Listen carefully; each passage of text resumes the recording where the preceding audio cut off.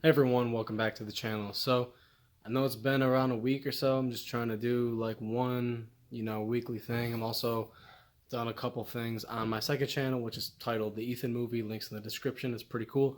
But anyways, what I want to talk about today is the stuff that's going on with Sony and Disney and my final thoughts on it and what's really going to happen and, in my opinion, what I think would be best for both companies to move forward in. So I know pretty much what happened is Disney asked for more money from the movies, and Sony's basically like no. But you got to pretty much realize that Disney wasn't making barely anything off the movies, like a fraction. While Sony was making everything. I mean, I know Disney makes all the money off of the merchandise and the toys and everything else, but I have the mentality of if you put in the work of doing something, which they were 100% of producing the movie, the story, the suit, everything. That's all Disney. If you're putting the work into something, you should be getting paid for it. Sony just happened to get lucky. Way back when Marvel was going bankrupt and they had to sell the properties. That's the only reason why Sony still has Spider-Man. It's Marvel had to sell off their movie properties. They just so happened to get them. Then Fox getting X-Men and everything else. But other than that, I really think that, in my own opinion, I believe Spider-Man belongs at Disney, Marvel. It's like, as you can say, whatever, it's a monopoly. Okay, these movies, these heroes are meant to all be in one thing. They're not supposed to be separated to different studios and doing their own universes, because we all know well how that turned out, right? Nothing against Andrew Garfield. I think he's a fantastic actor, and I think he played a good Spider-Man and Peter Parker, but he got shit on so bad from the studio. It was all Sony's fault because they get greedy. They see the numbers of what the ones they're doing beforehand. So this is what they're going to be doing with Venom. Venom made a shitload of money, so let's just do that. Let's just bring Spider-Man back, because now that we have Venom making money, we can make Spider-Man money again.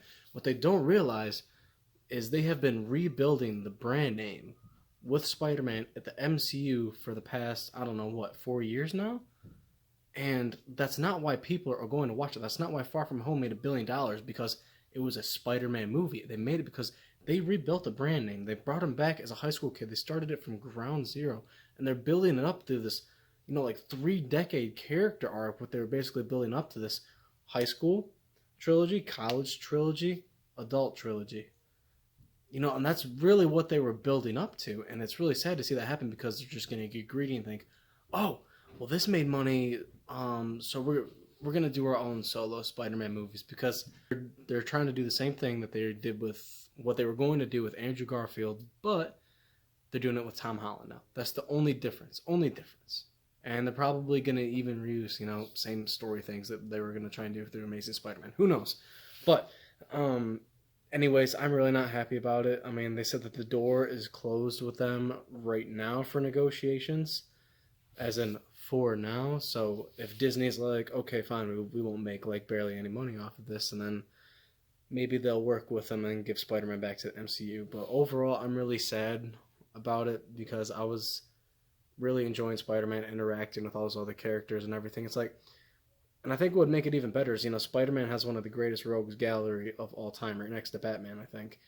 And if they were to bring that rogues gallery fully into the MCU and just let it stay where it's meant to be, and have them interact with all those other characters, the Avengers and the X-Men and Fantastic Four and everything else. That's where Spider-Man belongs.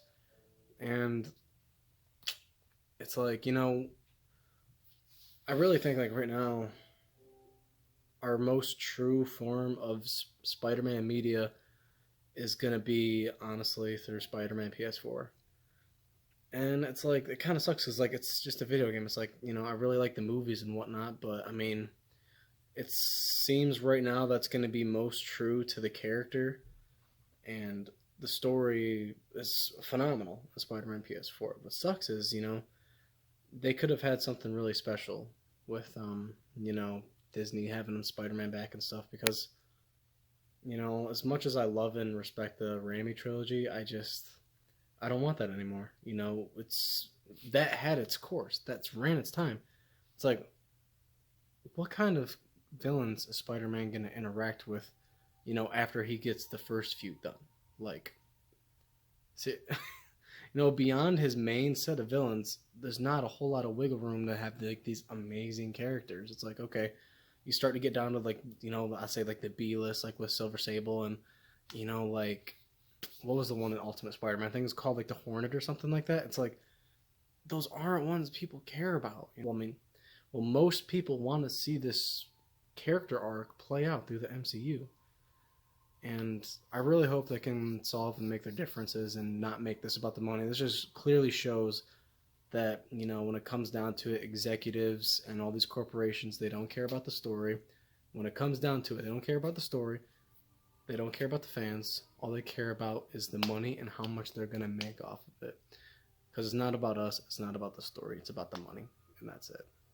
It really sucks. But corporations aren't our friends. And we just got to hope, some of these dipshits come to their senses and do the right thing. But that's it. See you guys in the next one.